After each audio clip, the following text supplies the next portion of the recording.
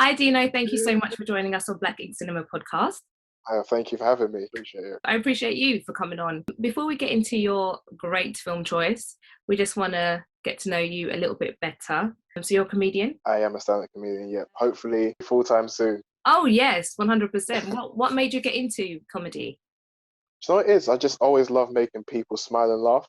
Do you know what I'm saying? And I have an older brother. So when I was growing up, I watching and listening to comedies I shouldn't have been obviously watching and listening to. Like all of us, the amount of things I should have been exposed to that I was is Do you know what I'm saying? So yeah. yeah, I just love making people smile and laugh. And I just thought, you know what? At my first job, I just started writing down jokes like, this is what I want to do. I know eventually I want to do it. And then, yeah, 2017, I pursued it, man. So were you always like a class clown, like making people laugh in school and stuff like that? Your friends, are you the joker? Class clown is definitely not the term for it. I'm showing my age now. I'm showing my I wasn't the class clown, but I did like to throw in a little two pence or have a little joke here and there. Mm. And do you have any comedy heroes that you look up to? Oh yeah, man. There's so many. Like you've got Eddie Murphy, you have Damon Wayans, you have Steve Harvey, you have D.L. Hewley. There's so many. Martin Lawrence. Yeah. Too many people. Too many, man. It seems like the same names keep cropping up, but it's testament to the work that they have laid down for like generations literally to come and kind of build upon. Definitely, 100%.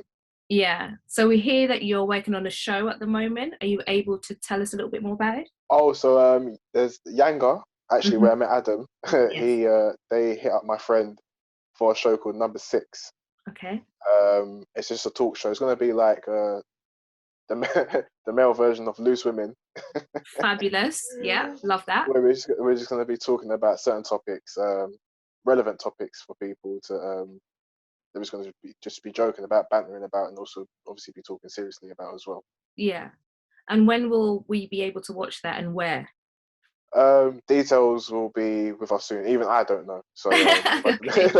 We'll just have to look out for it. Exactly. The minute I'll know, I'll let everyone else know. Well, I guess we'll have to look out for it on your socials. Do you want to share with us what your social media handles are? Yes. So it is Deano Mac93 on Instagram and also on Twitter.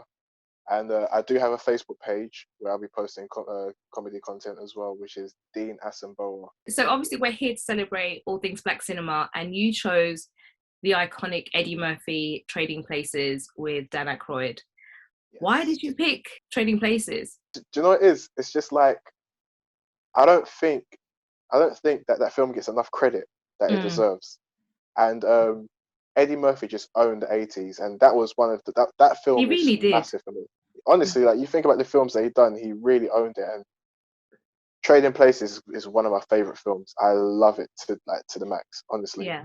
And for those of you who haven't seen it, Eddie plays a character called Billy Ray Valentine, who trades places with a banker, Dan Aykroyd's character, and then they find out they've been manipulated and played by these mean guys, and they decide to team up and get revenge on them, with the help of Jamie Lee Curtis and a few other characters in there. Yeah. What is it about?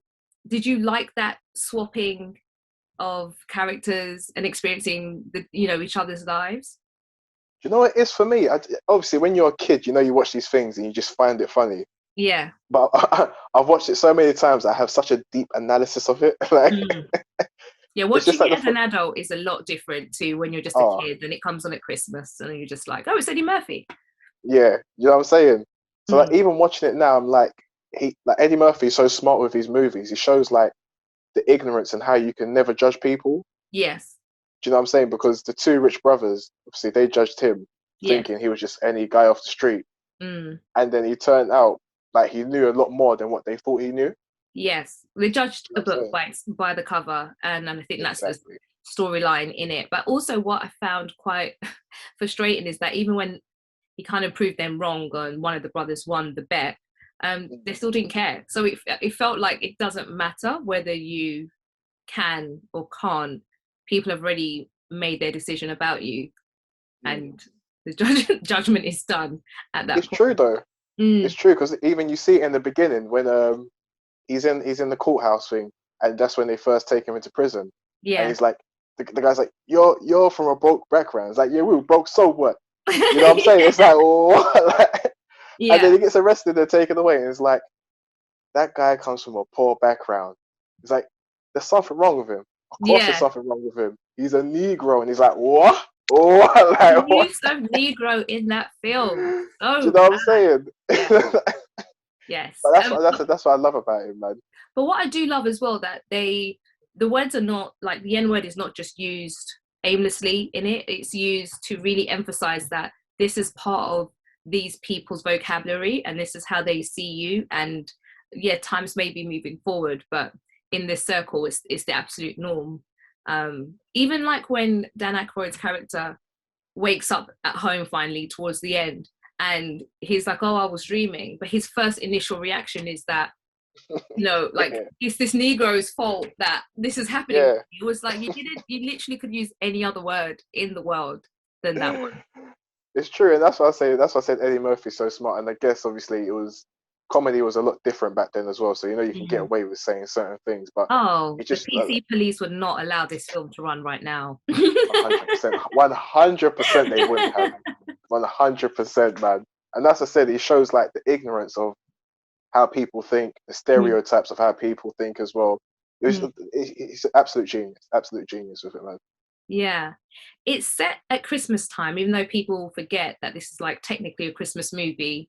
Um, do you think it's kind of the best black-led Christmas movie? It's a close one because as well as watching Trading Places, I watched Friday After Next at Christmas as well. Ah, okay. Yeah. Okay. Yeah. It's a toss up between them two for me, but it's Yeah. definitely up there. But no, I don't think a lot of people will ever watch it as a Christmas film. No, I even do personally. yeah, it comes on literally between that Christmas break period every time. Mm. There is also like Lethal Weapon. I don't class that as a Christmas film. I know, but it's Me- like Die Hard as well that people don't like. It's not technically a Christmas, like, but yeah, it's a Christmas film. I don't watch Die Hard especially. I'm not a big Bruce Willis fan. I watch some of his movies, but like I don't. For that to be a Christmas film, come on, man. And now I need to ask why. Why are you not a Bruce Willis fan? I don't know. Do you know what it is? I watch his movies, but I won't. I won't. He's not like the main actor I would watch. Let's just say. Yeah. Yes, that's all it is, really. Okay. Yeah, that's it. I Hmm. can't talk myself. Obviously, I'm not there. I'm not in Hollywood or No, anything. no, I love it when people go against the grain because that's me often, and like I upset people Mm, by saying some wild things sometimes in terms of like just because everybody likes them doesn't mean I have to. It's not by force. yeah. So yeah, you're entitled to have an opinion. It's totally fine. One of the things I do love about Trading Places is how you've got Eddie Murphy's character that kind of defies the stereotypes that have been set upon him. I do think they should have done a bit more layering when it comes to like him being a bum, a street hustler, to now speaking proper, dressing properly, and like, that transformation. Like it just felt With the like, transition. yeah, it just felt a bit like I put on a suit and now I'm just speaking proper and everything is the trim's on point, like everything is just Yeah, sharp. yeah, yeah. Um, But I think that's also part of the beauty of it because back then not a lot of people were asking for so much in depth and so yes, much yes, of a story. Do you know what I'm saying? yeah, that is very true. And I also love Jamie Lee Curtis's character, who it's kind of like a mini feminist character. Like it's not, they haven't really laid up her character and given her a lot of depth. However, her displaying her lovely boobs Mm, seemed to be an act of defiance a little bit, a bit like I'm comfortable, this is my body. She never yeah, she never gives it up, although she's a prostitute. It's not by force that then Dan Aykroyd's character is going to get any, and she says, you exactly. still have to earn it. So I did like how it was a weird kind of romance for them too, as well, Mhm. as a Yeah, side it was story. definitely even like you said, even with her profession, Mm. she was very smart as well. You see that she had a Yeah, savings as yeah, well. Do you know what I'm saying? She's it's not a career path for her, but she knows she has to make money to earn her way through life. Do you know what I'm Mm. saying? And even Yeah. like when Dan Aykroyd's like, Ophelia, he's like, no, this ain't Shakespeare. This is real life. Okay, like, let's nip that in the bud ASAP.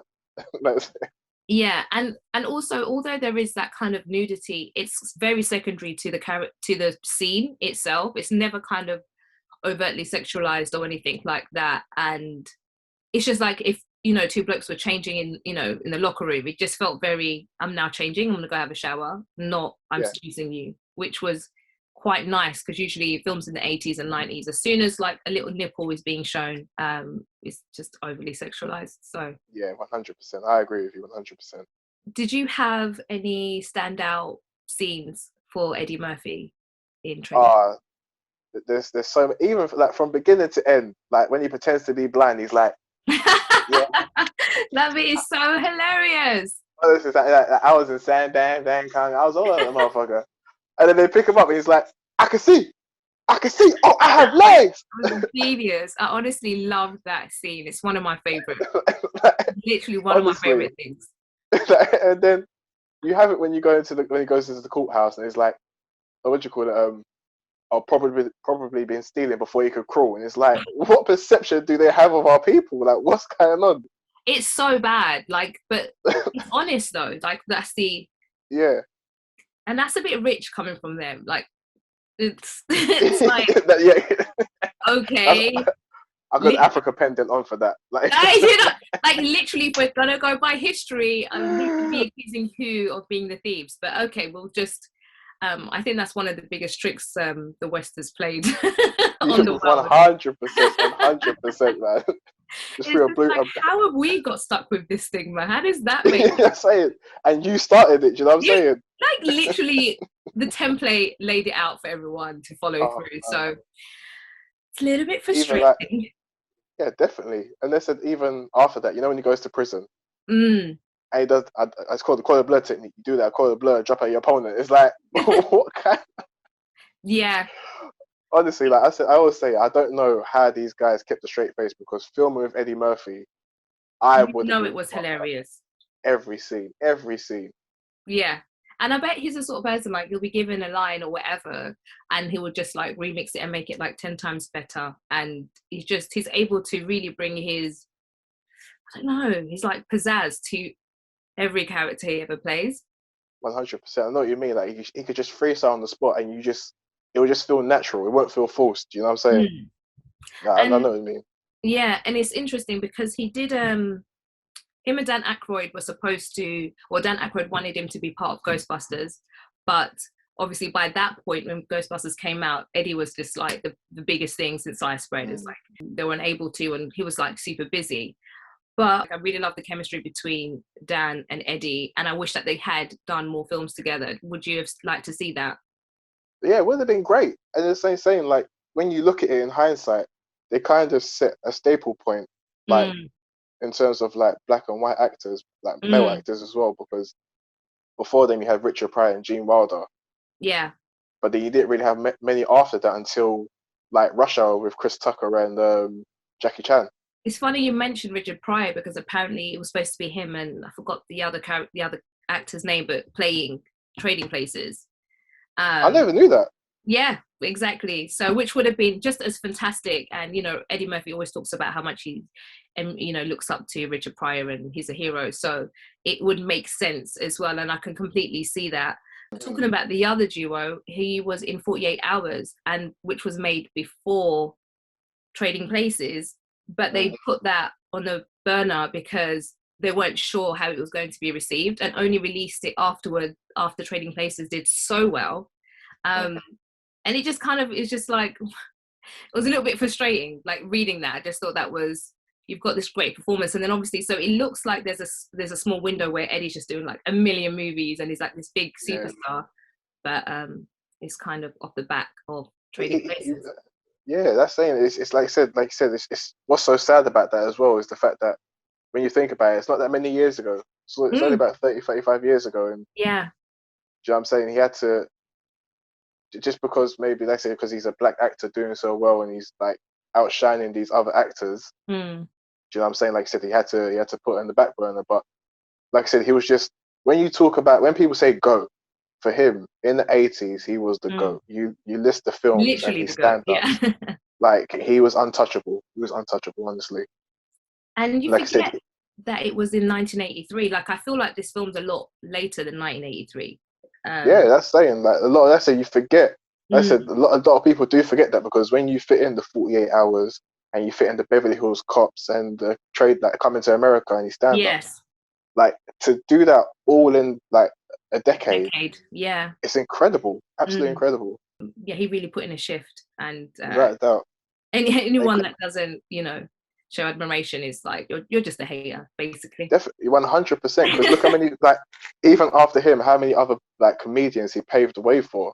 You Yeah. know what I'm saying? Like who would have wanted to do stand up and who wanted to do TV and all that other stuff. Mm. You know what I'm saying?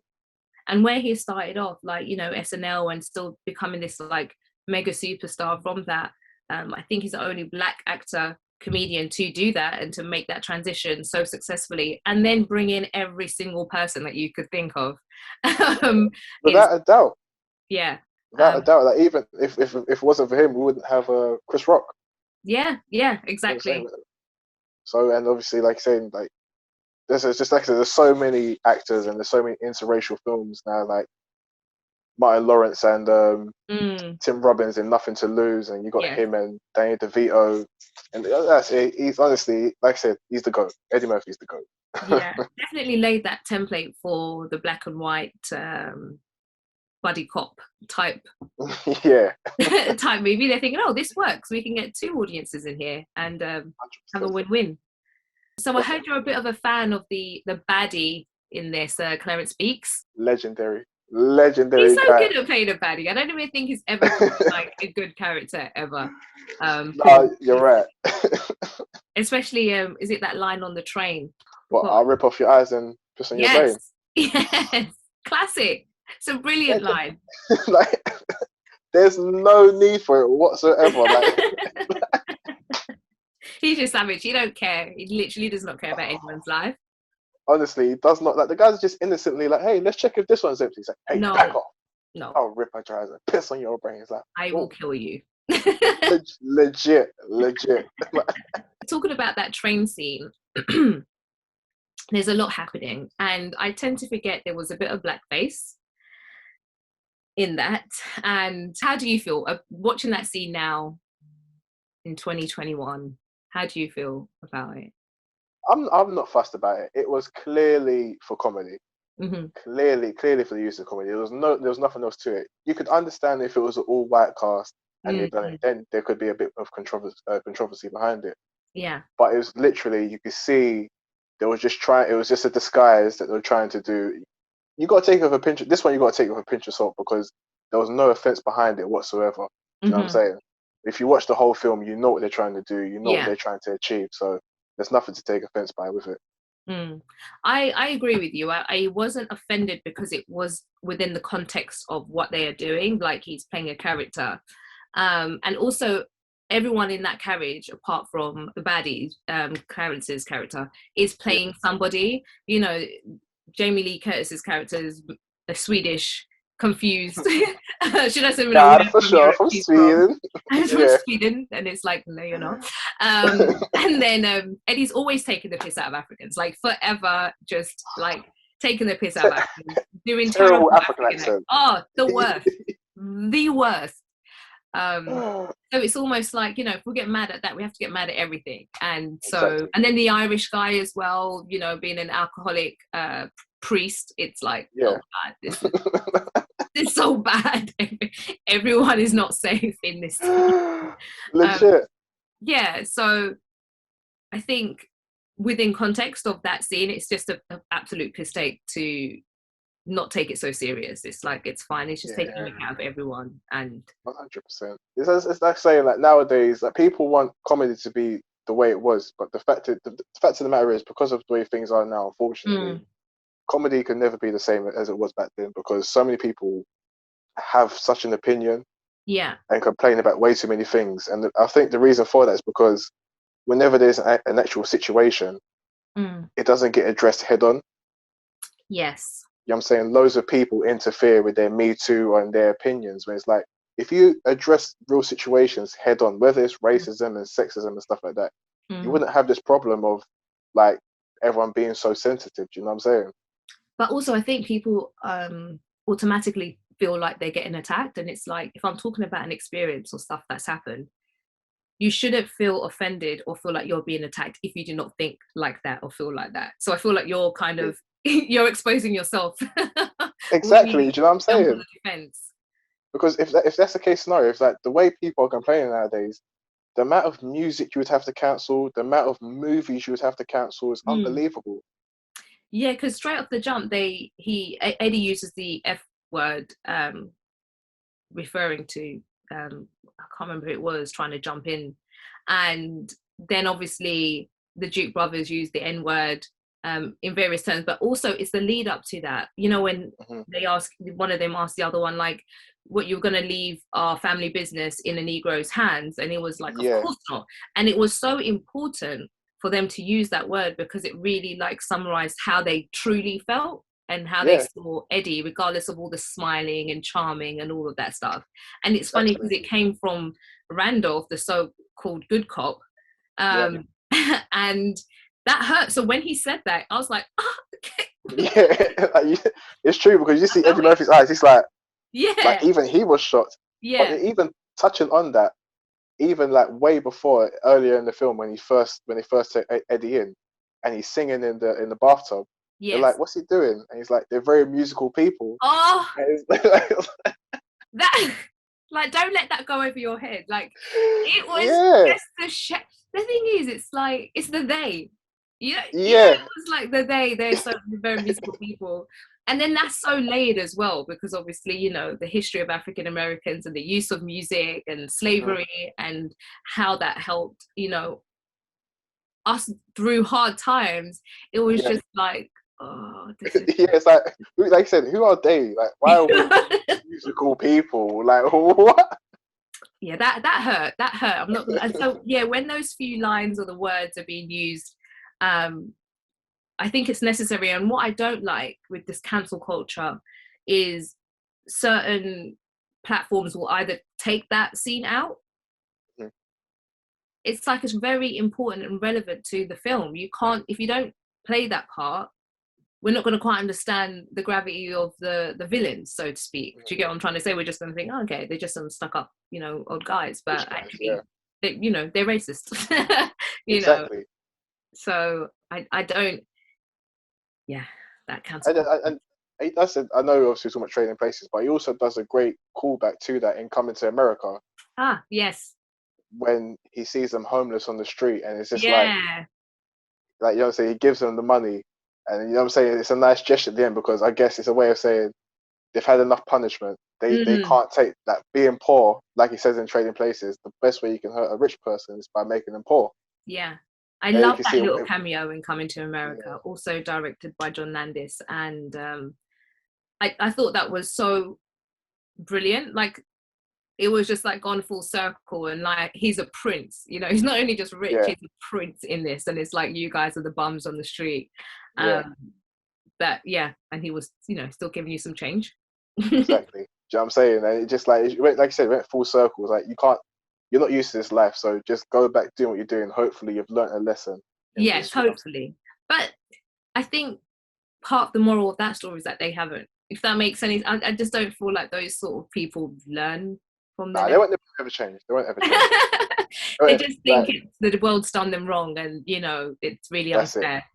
Yeah, because it's like with Dan Aykroyd in Trading Places, like, even you see him go to the very depths, even when he goes to sell his watch. He goes to sell his watch. It's like burnt my fingers, man. It's like, are you implying that it's stolen?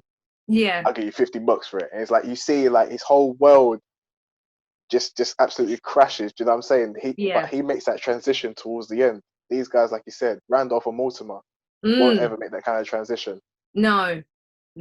And you can just, because obviously they're from old money and they're from a particular time and era, and they just don't understand how this you know, street hustler can kind of get one up on them. And I love that scene when they're in the trade center, and Eddie's with Dan, and they just like joke about, and they just I absolutely love that. I'm all about the underdog winning. Like, I know how cheesy it can be, but I'm here for that. No, of course. I totally get where you're coming from. Like when you have that story, like I know because it's like the most common thing to hear about the, like the underdog winning. Mm, But he portrays it again, like he portrays it so well in the film because they totally underestimated him. mm. Like they didn't know his background, they didn't know anything about him Yeah. whatsoever. Like they didn't even know they was going to team up together, him and Dan Aykroyd. Yeah. I'm saying so. Yeah. And I think that's what I like about Eddie's and Jamie's character, that although they are from, because she talks a little bit about her background and she's from like a small town, but just because we are from these backgrounds doesn't mean we are less than, and that we can't achieve and be of service. So I love how that was really portrayed. Yeah, because it doesn't obviously, like I say, it doesn't define who you are as a person. Mm, You know what I'm saying? Like you can, as hard as things may be, as long as you keep the faith, you can create your own path as well. Do you know what I'm saying? yeah, exactly. There were so many comedic aspects in this movie. I think one of the most talked about ones has to be on the train with the gorilla. Um, House party, the house party. Yeah, there's so many. so many. I feel like the gorilla raping the man kind of just went over everybody's head. I feel like we need to have a discussion about this. Do you know it is such a. To be fair, the build up to that, he did torment the gorilla. He did torment the gorilla, yes. Like he And it did was torment the karma for gorilla. Clarence. It was karma Yeah. for him. Like for the whole build up towards that, like even when he was on the phone, he's like telling the woman, "Fuck off." It's like, Yeah. yo, like chill, like just tell us to back up a bit or go away. Like to use Yeah, the no, F word, like F it's off. like what? Yeah, he don't But care. then, That's his life. Like you don't give a damn. yeah, like you said, it was perfect karma for him because you can blatantly see he's in a plastic, like he's in a fake gorilla costume. Yes. You know what I'm saying? It's I so just thought, like, obvious. how bad are these people? You put one gorilla in there in a cage and you're taking out two. Surely someone would be like, where the hell did the other one come from? Exactly. And the worst thing about it, his costume is so bad, his mouth doesn't move. It's just there like forever. So bad. So bad. I was like, I mean, I guess that's what it was meant to be. It was meant to be so bad that the two guys transporting the gorilla are just absolute dumb and dumber. Yeah. And so, yeah, I guess it played up to that. Do you know the one thing I do feel for him though, yeah, is that when they're putting him in the gorilla costume, the amount of duct tape they put around his mouth. Yo, He ain't breathing. He ain't breathing. no, acting or no acting, that must be so hard. Like when you finish and you're taking it off, that How must hurt your head so much. and yeah, that's no joke. That is no That's what joke. I'm saying. Like it's ripping off skin. It's You're definitely losing some skin. So obviously Eddie's got like a mad catalogue of films to pick from. So I wanted to do a little quick fire round with you to ask you some of your favourites of Eddie, since we've got so many to pick from. So if you had to pick your favourite Eddie Murphy action movie, what would it be? Beverly Hills Cop 2. Same! Oh my God! Same. Love it. That is my, like, everything about that film is fantastic. I think I literally can watch that film every day. No, trust me. Like when I say there's certain there's to be fair, there's a lot of films that people can't watch with myself and my brothers because we just know the lines. You know what I'm Oh, saying? that's me. Yeah, I'm that very annoying person. But I know everyone loves one. I love one as well, but I feel like two just has that like layer of gloss, extra action, unnecessary fight scene. You know, Eddie at his absolute height as well. Yeah, 100%. I agree with you 100%. Yeah, I'm actually so glad you said that because I just love Beverly Hills Cop 2. What about your favorite Eddie Murphy film where he plays multiple characters? Nutty Professor.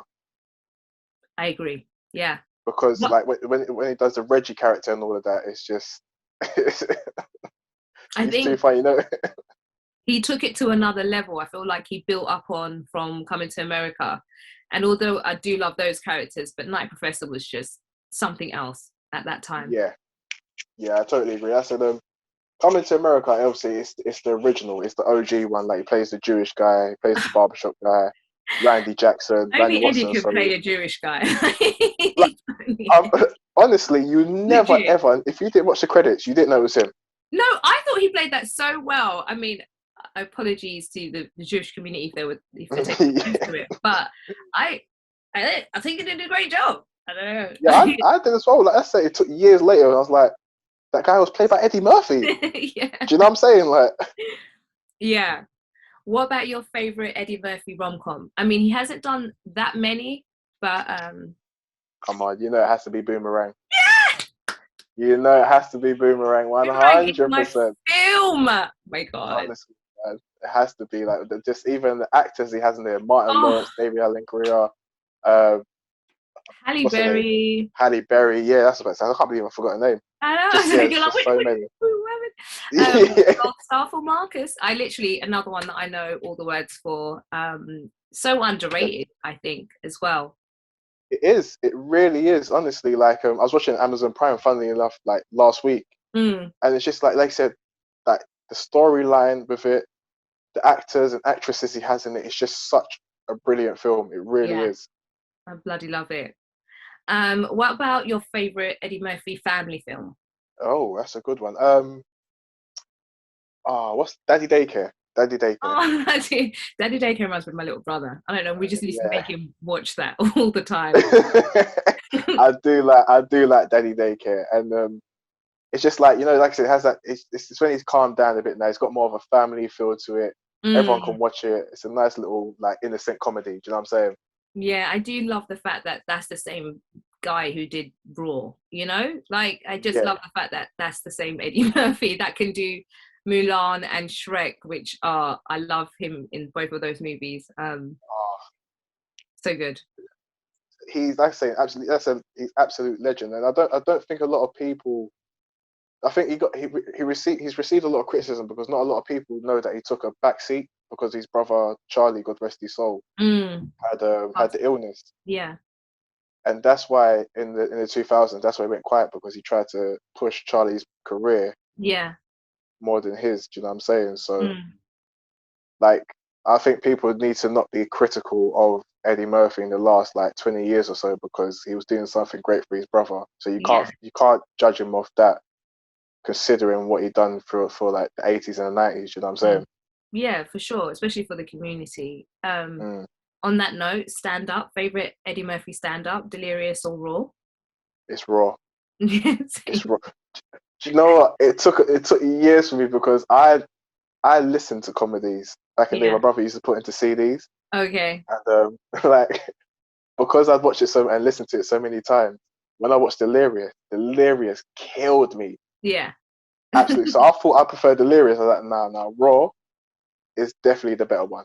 Raw is raw. Like he's Yeah. savage in that. I love Raw. And I love the outfit, of course. Little homage to MJ. Why not? Yep. And 100%. last but not least, what about your favorite Eddie Murphy drama? That's a good one. Oh, can you count Coming to America as a drama?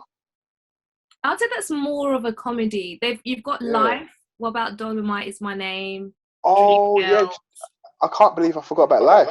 Yeah, Life is that's my favorite. I can't believe we could because like I said he's done so many. I would say Life. 100%. I'll say Life. Yeah. Again, another 100%. underrated movie. I just think the collaboration, the actors in there as well. You've got Bernie Mac. I mean, it's like, what more can you ask for in life? Name's Jangalang Jangalang. Oh God, I thought I was the only one that hears that. Yes. Legendary. Honestly, like I said, the black cast in that as well. Like you said, it's just so many actors in there who are just legendary. And also touching Absolutely upon legendary. a really important issue in America, incarceration and black people and all of that. So wrongfully conviction, yeah. Yeah, I thought it's typical of Eddie to talk about something serious and make you laugh. I just thought that was fantastic. Oh, sorry, I had one more. What is Eddie's worst movie? Do you know what? It has. I don't know what it is. Maybe it has to be one of those Disney movies. I don't know, like the Haunted House one. I think Haunted Mansion or something like that. Yeah, no, that's pretty awful. Yeah, Yeah. Yeah, I definitely have to say that. That's like, yeah, I think I've because like only watched it once and I was like, yeah, never again. yeah, that's what I'm trying to say. Like, how can you come off making, like you said, Mulan and Shrek and Bowfinger? I think Bowfinger is another underrated film. Yes, that I've Both, it is. like you It's can't, you brilliant. know what I'm saying? You can't make enough these classics, and then like again, And like I with said, obviously he's Steve trying. Mine, it's like, come on, what a ledge. Yeah, like, you know what I'm saying? Absolute ledge.